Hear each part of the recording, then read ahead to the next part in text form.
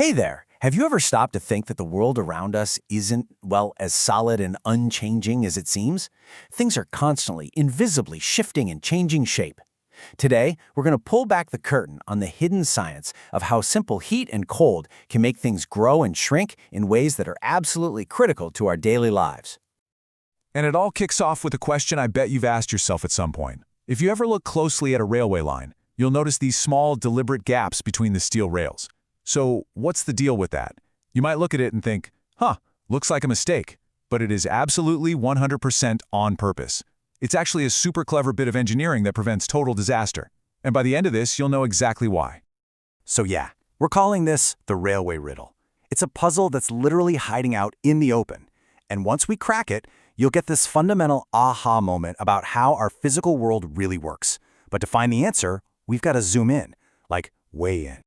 Okay, so to figure out this big, real-world puzzle, we have to start by thinking super, super small, incredibly small. We need to go way past what our eyes can see and enter the world of particles, the little tiny bits that make up, well, literally everything.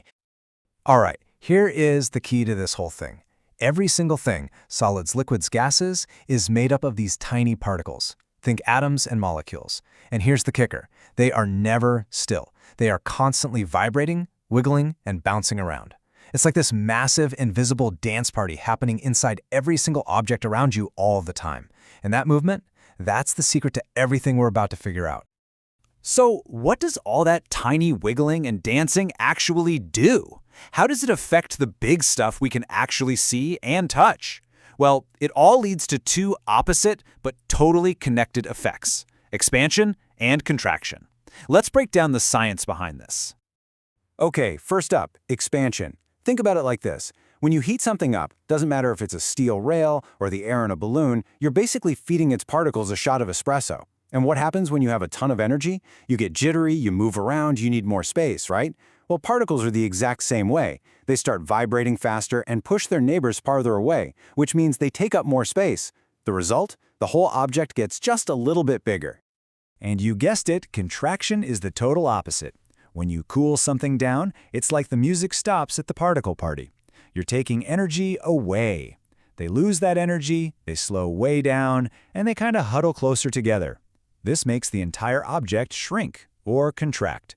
Same stuff, just taking up a little less room. So this really just breaks it all down. Side by side, it's a super simple chain reaction, really. You look on the left, add heat, the particles go faster, they spread out, and the whole thing expands. Then on the right, take away heat, the particles slow down, they move closer, and the material contracts. It's a universal rule that's happening all around us. Okay, so we've gone microscopic, we've learned the rules of the game, expansion and contraction. Now for the fun part. Let's put it all together and solve some mysteries, starting with our old friend, the railway riddle. And here it is, the answer to our riddle. Think about a super hot summer day.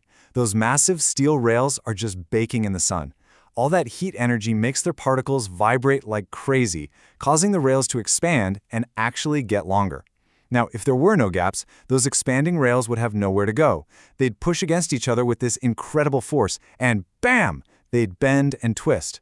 So those little gaps, they're basically breathing room.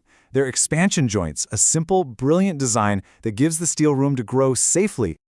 And believe me, this isn't just a train thing.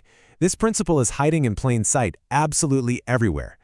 Let's look at a few more really common examples where this whole expansion and contraction thing is a huge deal. You know when you have a jar and the lid is just impossible to open? Well, you've probably used this physics life hack without even realizing it. When you run hot water over the lid, the metal heats up and expands just a tiny bit faster than the glass jar does. That little bit of expansion is just enough to break the seal, letting you pop it right open. See? You're using thermal expansion to get to your pickles. Okay, now let's flip it and look at the cold. If you look at power lines on a hot day, you'll see they sag a little. But engineers are actually planning for the opposite problem, the freezing cold of winter. That sag you see in the summer, it's put there on purpose. It's perfectly calculated so that when winter hits and those cables shrink and tighten up, they don't get so tight that they just snap under the tension. Pretty smart, right? So, there you have it.